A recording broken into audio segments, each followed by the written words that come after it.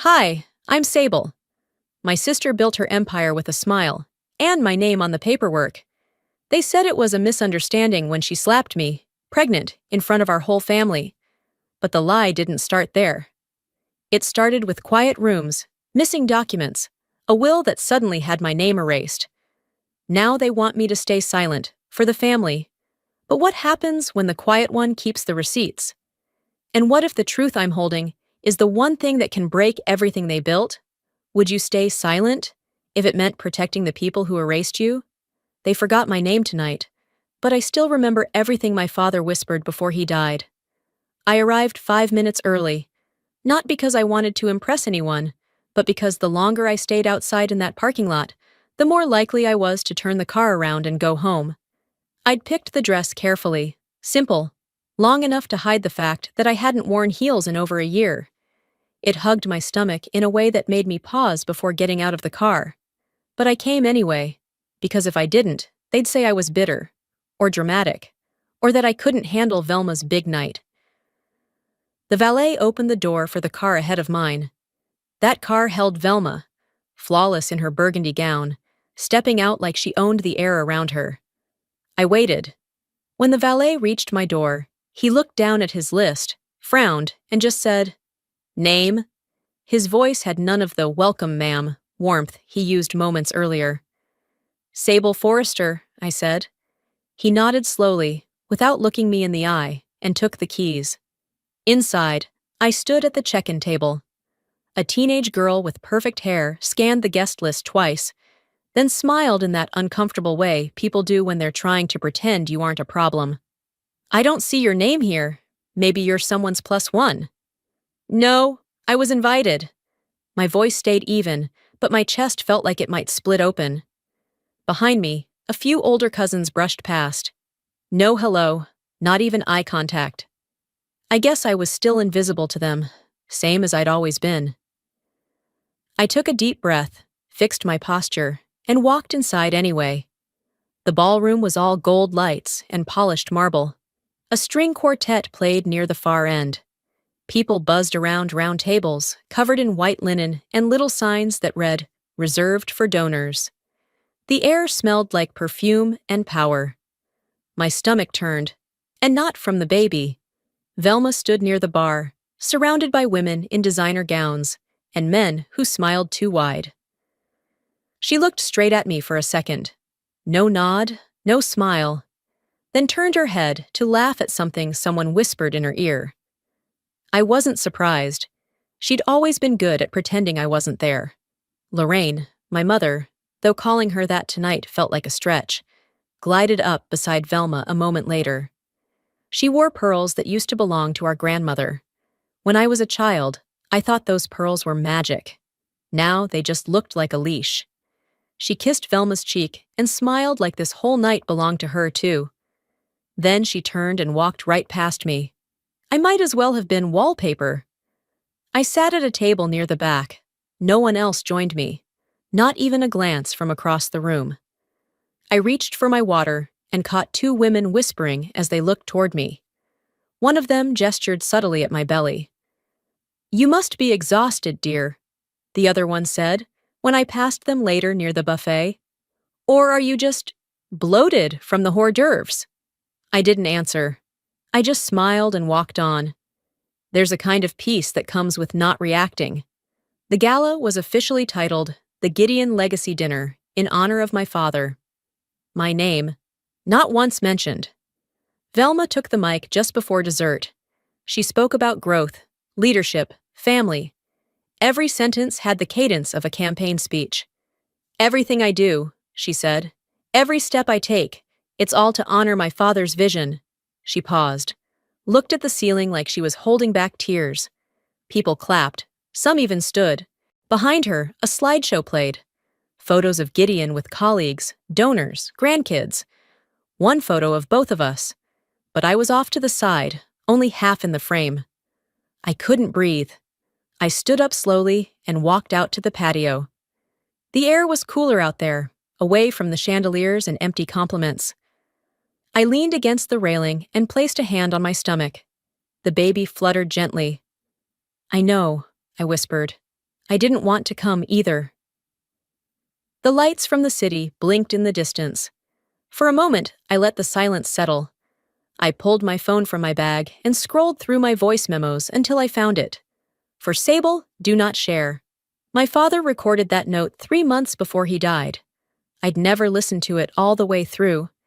Maybe because I was afraid it would break something inside me I hadn't named yet. But tonight I was already broken. I let the night wrap around me like a coat I didn't ask for, but didn't have the energy to take off. After leaving the gala, I didn't stop anywhere. No late-night drive-through, no gas station detour. I just drove. Windows up, radio off. My hand rested on my stomach most of the way, as if that was the only anchor I had left. The roads were wet, not quite from rain, but that sticky Georgia air that clings to everything and leaves the pavement glistening. I passed the glowing outline of the old train depot, the Waffle House on the corner, and the sign for the neighborhood I'd rented a room in. I didn't bother turning on the porch light when I got home. I knew exactly where the creaky step was. Once inside, I slid off my shoes and walked straight to the small guest bedroom at the end of the hallway. It used to belong to Lisa's oldest son before he left for college. Now it was mine, or at least mine enough to cry in without asking permission. I sat on the edge of the bed and opened the bottom drawer of the nightstand. Beneath a folded towel and a bundle of old utility bills was the small metal box. It had been in my possession since the week after the funeral, passed quietly from our father's lawyer to me. No one knew I had it. I placed it on the bed and opened it slowly, like it might bite. Inside, everything was exactly as I'd left it. The worn-out manila folder with my name written in Gideon's slanted handwriting, the flash drive in the small plastic bag, and a cassette tape labeled in block letters. Play when you're alone. I had a small cassette player I bought off eBay years ago for an art project. It barely worked, but I kept it. Tonight, I plugged it in, loaded the tape, and hit play. For a few seconds, all I heard was the gentle hiss of the tape turning, then his voice. My father's voice, slower than I remembered, more tired. He cleared his throat. "Hi, sweetheart. If you're hearing this, I'm gone. And I hate that we didn't get more time, but I didn't want to leave without saying this." I leaned back against the headboard, closed my eyes, and let it wash over me. Velma has always believed louder is stronger. She thinks force wins. I raised you differently. You notice what others don't.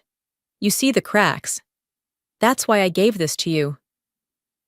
He paused, like he was catching his breath. There are things she doesn't know I kept. Things I couldn't say when I was still alive because I was tired of fighting.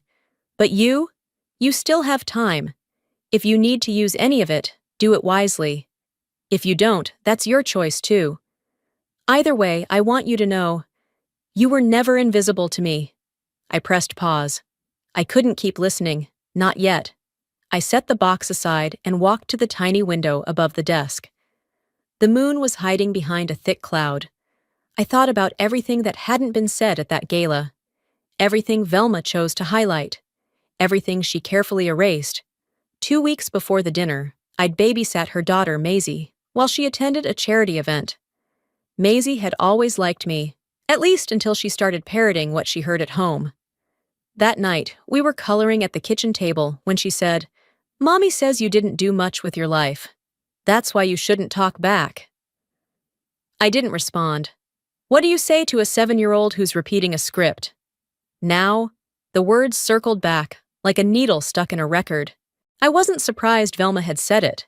What stunned me was how easily it rolled off Maisie's tongue. That tone, matter of fact, almost bored, like it was just a rule in their house.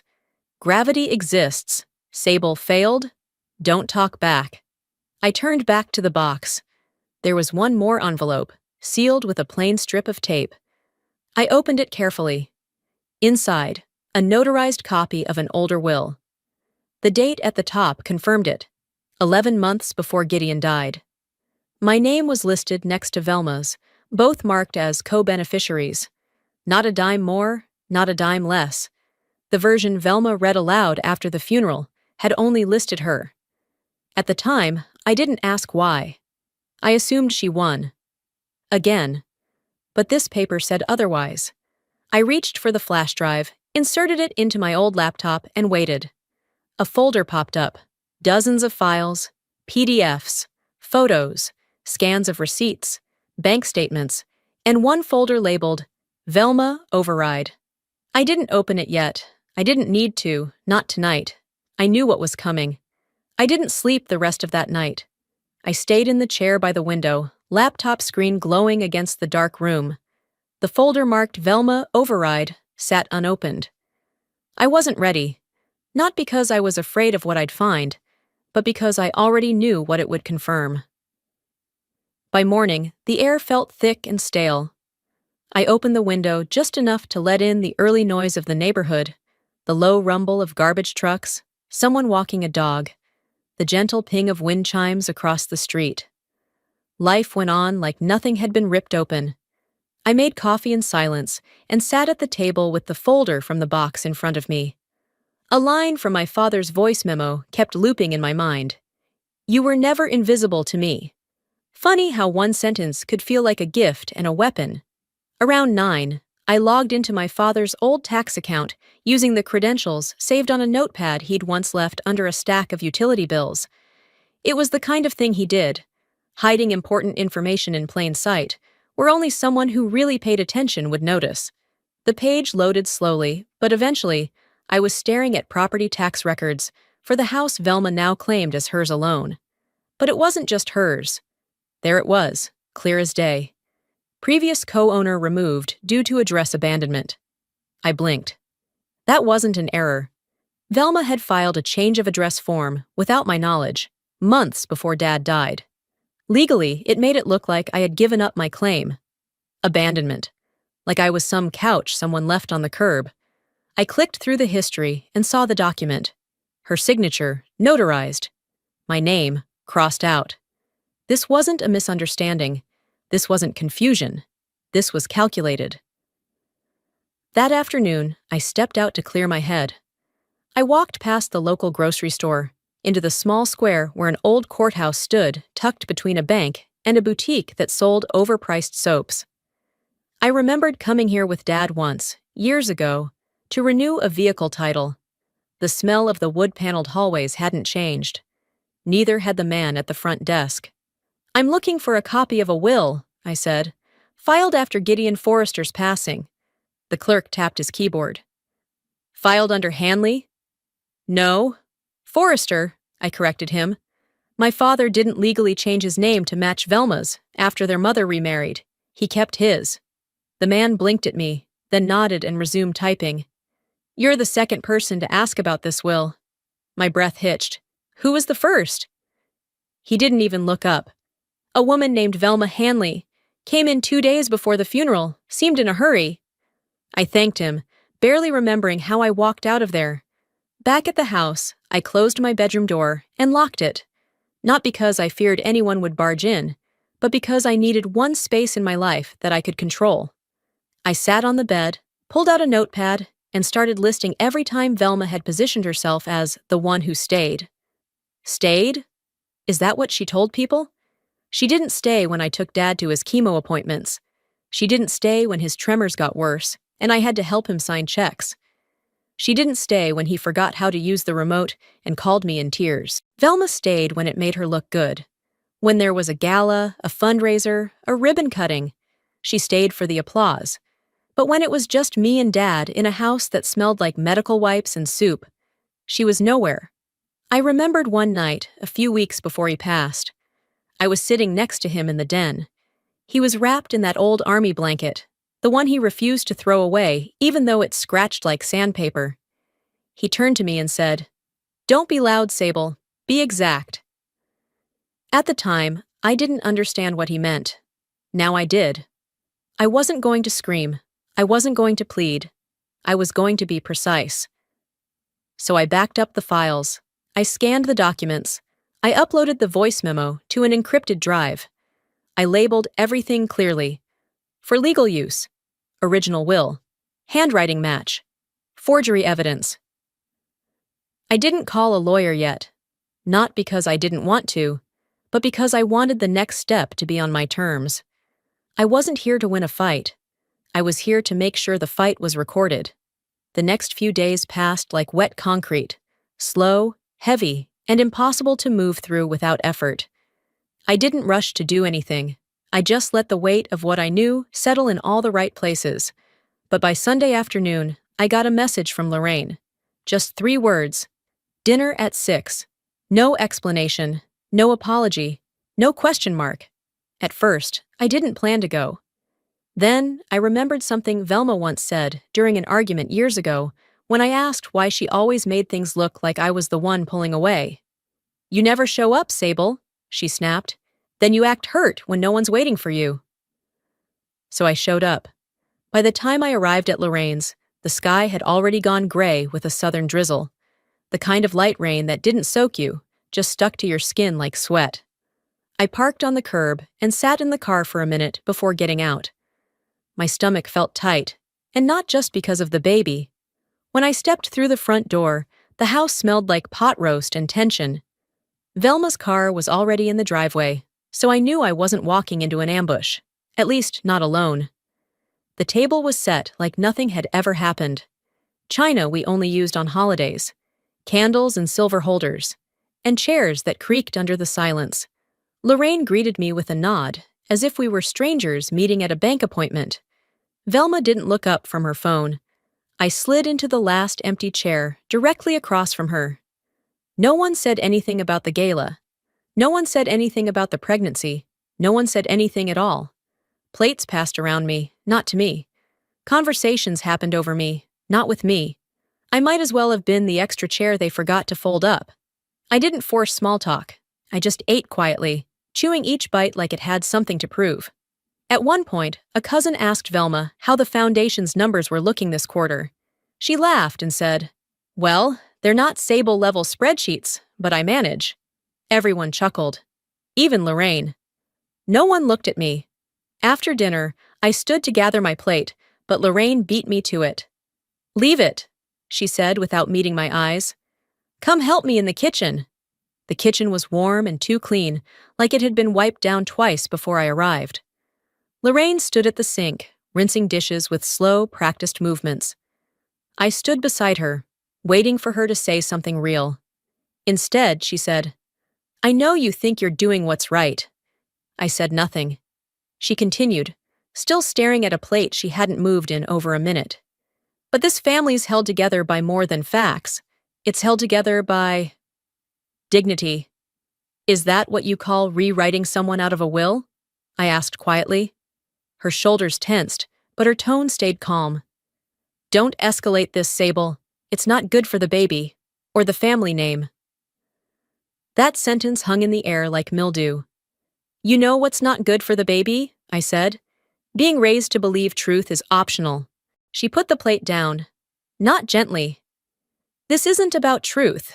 This is about keeping peace." "No," I replied. "This is about keeping Velma clean, even when she's been playing in the mud." Lorraine turned off the faucet and dried her hands. She still wouldn't look at me. "I'm tired, Sable. I'm too old for this." I stepped back. "Then don't stand in my way." I left without saying goodbye. Driving home, the rain had picked up just enough to blur the edges of the streetlights. I didn't turn on the radio. My thoughts were loud enough. They think they've won.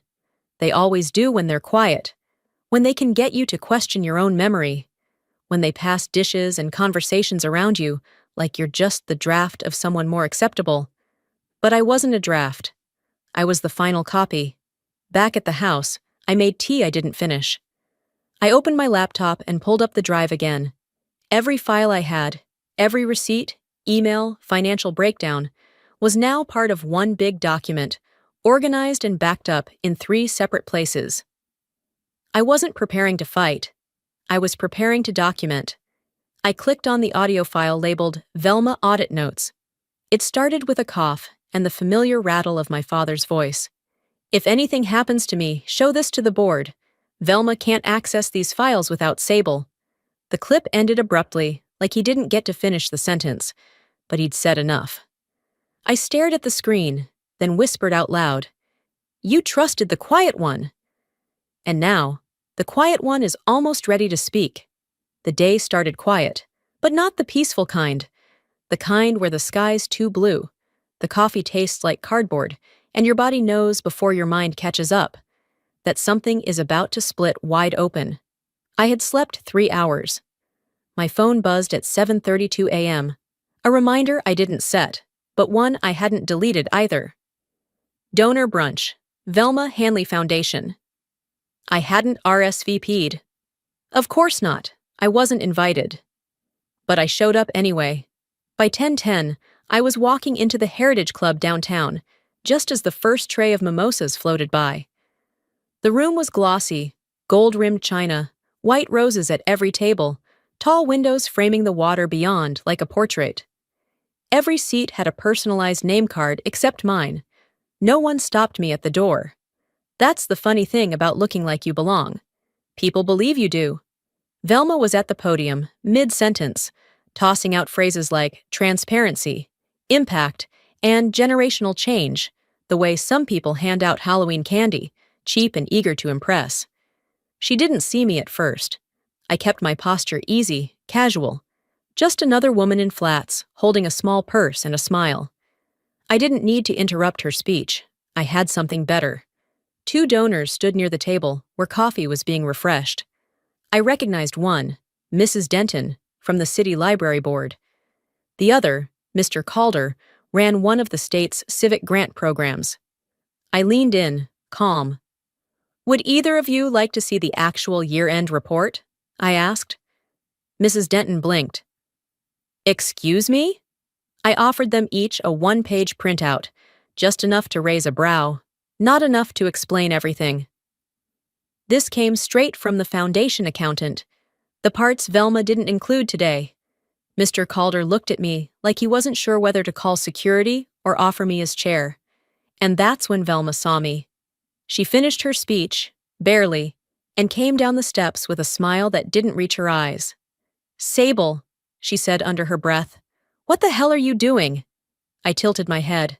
"Letting people read what your staff sent me. You're trying to ruin everything I built."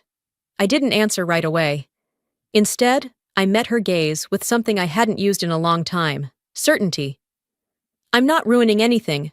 I'm just reading the fine print out loud." Her hand moved before I saw it coming. A sharp sound cracked through the air, the back of her palm connecting with my face. It wasn't hard enough to knock me down, but it was hard enough to stop the room. The clinking of glasses, the quiet buzz of networking. It all stopped. I reached up and touched my cheek. My skin stung, but I didn't flinch. A waiter gasped. Someone snapped a photo. Another person whispered, "Is she pregnant?" Velma froze. Her eyes darted around, realizing, too late, that silence doesn't protect you when witnesses are watching. I looked at her and said calmly, "You should have checked the guest list twice." Then I walked out. That evening, I sat at the small kitchen table in my rented room, holding a bag of frozen peas against my cheek. It wasn't swelling much, but it was the principle. A knock came at the door. When I opened it, Trent was standing there. I hadn't seen him in years. "Didn't know if you still lived here," he said. "Wasn't sure you'd answer." "I almost didn't," I replied, but stepped aside anyway. He held a folder in his hand, but didn't offer it. I saw the video. "Of course you did," I said. "So did everyone else." He sat down across from me without being invited. "She threatened me, you know." I raised an eyebrow. "Back then, when we were together. Said if I didn't cut ties with you, she'd file something against me. Said it wouldn't be pretty. I didn't take her seriously." "You should have." "I know that now." I waited. I wasn't in the mood for recycled guilt. "I came to say I'm sorry," he said, "and I want to help." I stared at him for a moment. "You want to help? Then help me finish what she started." He finally handed me the folder. Inside were financial records, donation logs, check copies, a list of shell organizations Velma had set up over the last 3 years. I looked at one line and blinked. My name. She signed off using my name, I whispered. She didn't just erase you, Sable. She used you. I nodded slowly. And now we use this. We spent the next hour organizing every piece of information, highlighting inconsistencies, mapping transaction trails, connecting shell companies. It was like watching the foundation she loved so much unravel stitch by stitch. By midnight, I uploaded the entire file set to a secure portal labeled Whistleblower Gideon Trust Fraud File. Then I sent a single message to Catherine, my attorney. Everything's ready. I'll be at the press briefing tomorrow. I closed the laptop, took a breath, and whispered into the quiet. She opened that hand to strike me. But I was already holding the match. I didn't sleep that night either, not really. My body went through the motions, brushing my teeth, folding the blanket, shutting off the light. But my mind stayed lit, pacing inside my head. By the time the sun was up, the damage had already made its rounds. Trent texted just after 7 a.m. Have you seen the news? I hadn't. But I knew. The kind of knowing that settles in your bones before your phone even lights up. I poured half a mug of coffee, sat on the edge of the bed, and opened the first article. Then the second. Then the tags. Slap, the quiet one. Hanley, hypocrisy. Donor darling turns violent. There it was, in 1080p. Velma, mid-swing. My face tilted.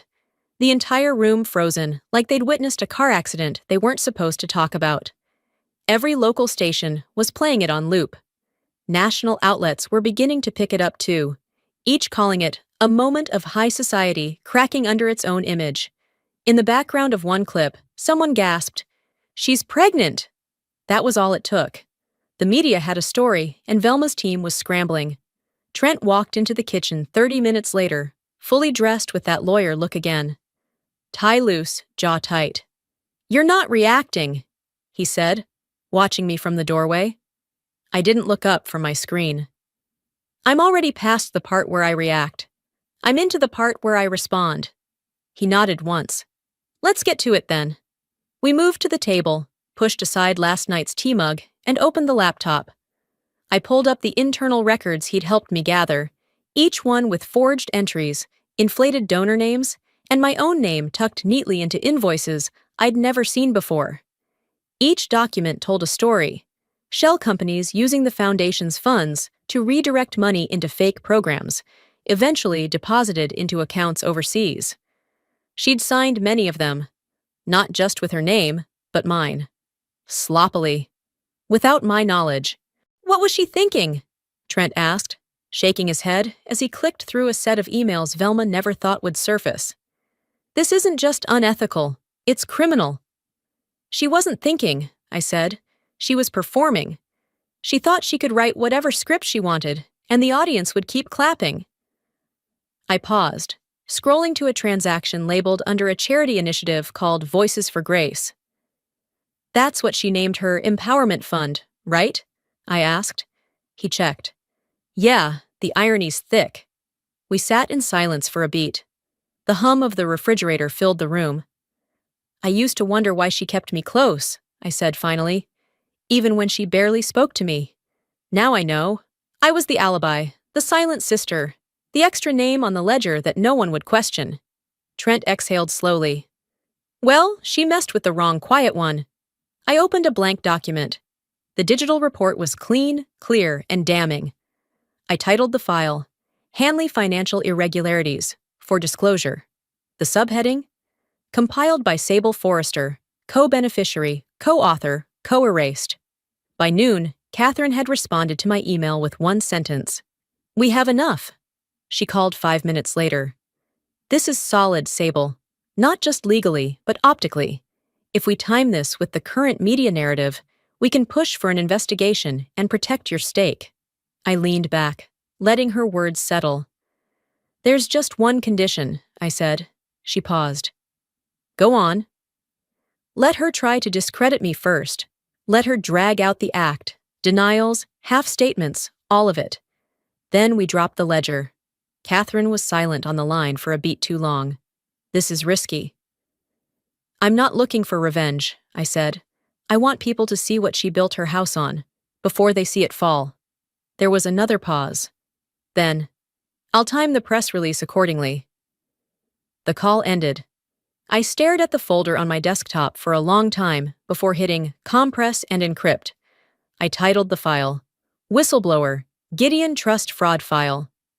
I uploaded it to 3 places: the law firm's server, a personal cloud drive, and a portable flash stick tucked into a Ziploc bag in the bottom of my sock drawer. At 11:57 p.m., I was still sitting in that same chair, the glow of the screen soft on my face. Then the email came in, subject line, from Lorraine, urgent. I clicked it open. There was no greeting, no salutation, just a single sentence. This wasn't supposed to happen. Please call me before you release anything. Attached was a PDF. I didn't open it. I stared at the screen, unmoved. No reply, no reaction, just breath, and the faint hum of cracks starting to form. Because when the walls start shaking, even the ones who helped build them feel the cracks. I didn't sleep. Again. But this time, it wasn't nerves. It was clarity. I sat in the quiet with that email from Lorraine still open, the attachment untouched. The woman who once corrected my posture at the dinner table and told me to smile even when you're not invited, now wanted me to keep quiet for the sake of the family name. It was 6:43 a.m. when I finally picked up the phone and dialed her number. She answered on the second ring. Sable, she breathed out, like my name had weight all of a sudden. I saw your email, I said, keeping my tone flat. I didn't mean for it to come across as cold. She paused, then regrouped. Velma made a mistake, but going public, that's not going to solve anything. You mean it won't preserve your comfort, I said. No, she snapped a little too quickly. I mean it won't help the child, your child. Think about what kind of world you're bringing them into if you burn everything down. I stood by the window, watching the neighbor's dog chase nothing along the fence. You weren't thinking about the child when Velma slapped me. Silence. I've talked to people, she said. There are ways we can resolve this quietly, cleanly, without all the noise. Like we resolved Dad's will? I asked. Like we resolved the fake invoices with my name on them? You're being dramatic. No, I said calmly. I'm being exact. Her sigh dragged across the line. If you go public, you'll destroy what's left of this family. I think you're confusing silence with unity. Again. I hung up before she could answer. At 11:00 a.m., I received an invitation from Velma's attorney, Vaughn Lister. A polite request to meet in his office, to explore all avenues for resolution. I knew what that meant. I knew exactly how this played. I showed up at 2:00 p.m. sharp. Vaughn's office was in a brick building near the riverfront, with a view just charming enough to feel disarming.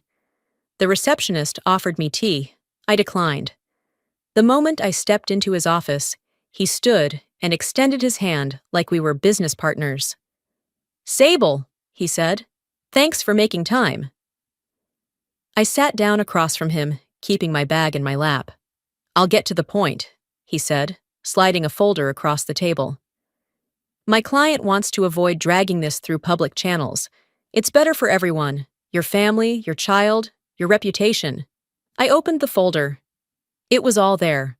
A proposed non-disclosure agreement, a settlement check figure, a transfer of a modest house in a suburb I'd never wanted to live in. The catch? I walk away. No press. No claim to the trust. No legal follow-up. My name erased from everything I helped hold together. You'll get a home, Vaughn continued. A fresh start.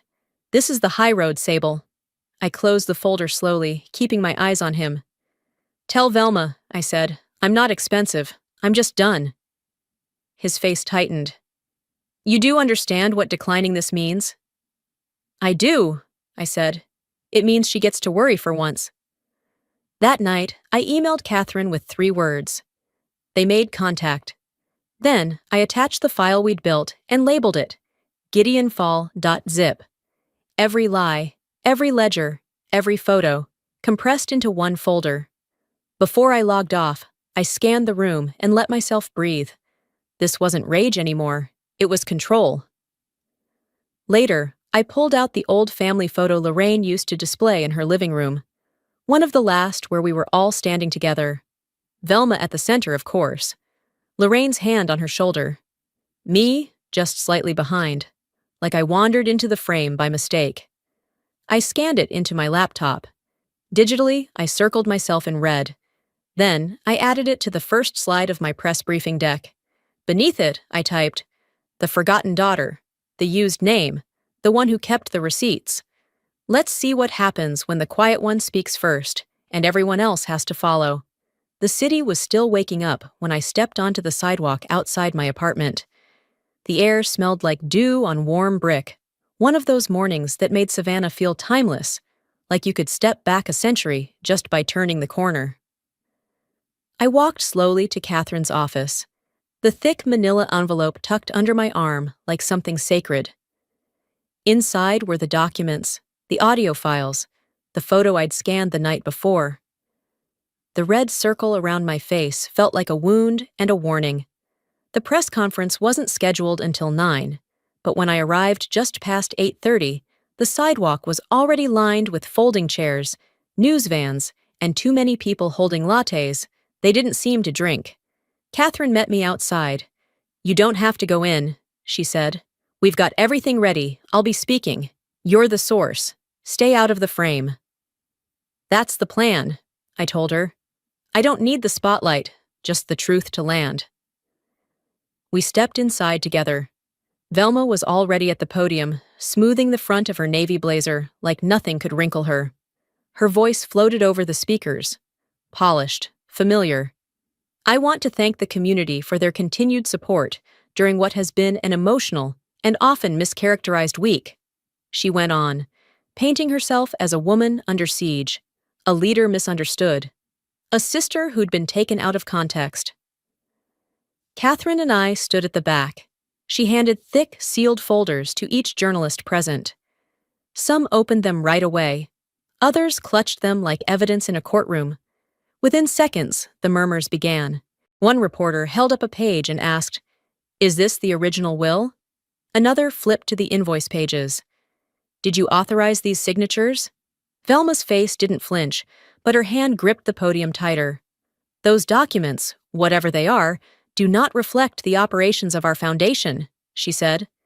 "This is a smear campaign orchestrated by individuals with personal agendas." Then Catherine stepped forward. "Those documents were certified by a third-party forensic analyst. The will was filed with the county recorder's office and predates the version used during the estate settlement.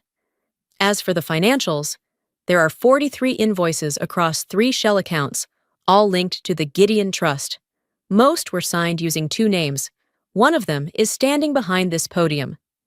Velma opened her mouth but didn't speak. That was the first time I'd ever seen her speechless without meaning to be. I left before the questions got ugly. Catherine knew what to do from here. Downstairs, in the break room, usually reserved for paralegals and interns, I sat with my phone turned upside down. I didn't need updates. I didn't need alerts. What I needed was quiet. Trent walked in, 2 coffees in hand. "I figured you hadn't had one," he said. "You figured right."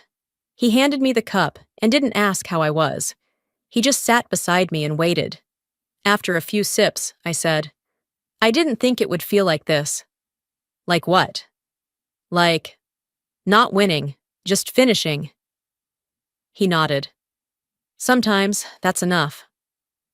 We sat in silence for a while. When the buzz from upstairs died down, we both stood. I was about to leave when one of the reporters spotted me through the glass door. "Miss Forrester?" she called. "Can I ask you a question?" I didn't move, but I didn't run either. "You're the woman from the video, aren't you?" she asked. "The one she—" "Yes," I said. "Do you have anything to say to the public or to your family?" I looked her square in the eye. "I'm not here to accuse," I said. "I'm here to remember out loud, because silence cost us too much." A pause. No one said anything. Then I turned and walked toward the exit. Outside, the light had changed. The press was still outside, but no one followed me. No camera in my face, no mic shoved under my chin, just me and my steps.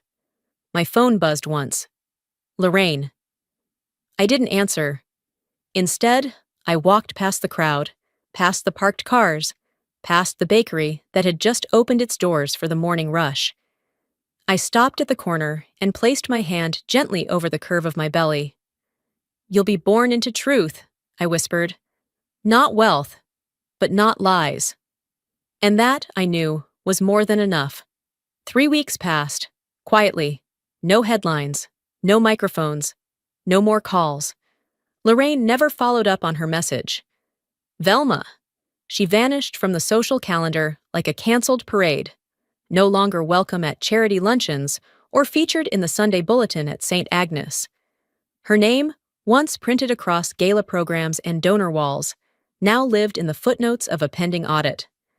The foundation she built was under full review. Its board dissolved. Her accounts frozen.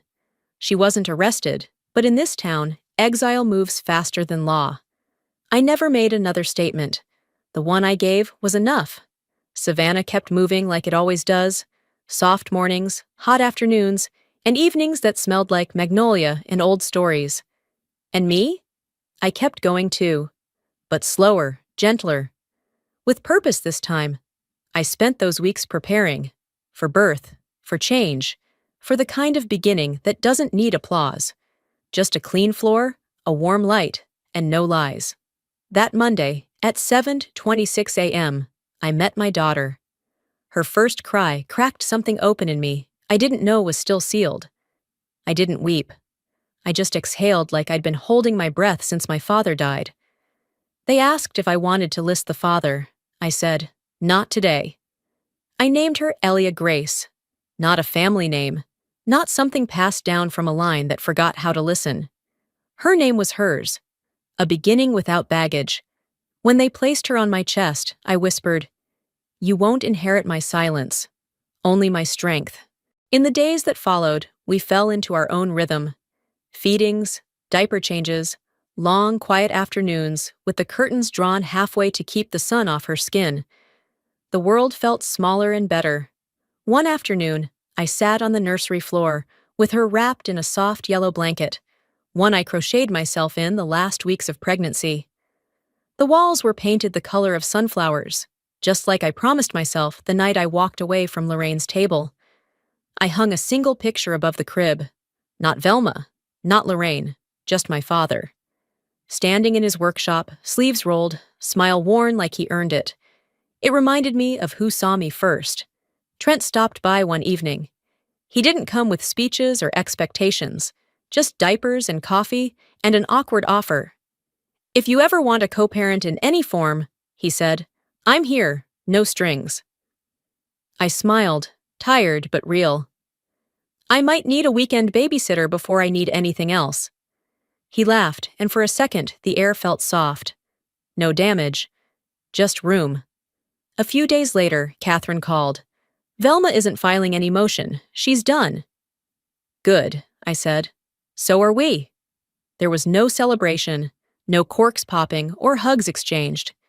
Just the click of an email sent, and a feeling like setting down a heavy box you'd carried too far. That night, while Elia slept in the bassinet beside my bed, I opened my journal and began to write her a letter. Not because I needed to unburden anything, but because she deserved to know the truth before the world tried to tell her otherwise. Elia, I was the quiet one, but I remembered everything, and because of that, you won't have to. You'll grow up knowing the cost of secrets and the value of your own voice. You won't be raised on stories that sound sweet but rot underneath. You'll be raised on real things, like this city's smell after rain, and how strength isn't loud but steady. How sometimes the best thing you can do for a family is to stop pretending one still exists when it doesn't. You won't have to keep anyone's name but your own. You're not a legacy, you're a clean page. I folded the letter and slid it into the back of the journal, tucked between notes on feeding schedules and milestone checklists. Then I sat by the window, Elia curled on my chest, and watched the sky shift from purple to gold. No vengeance, no apology, just a mother and a mourning. Legacy isn't what you inherit, it's what you stop repeating.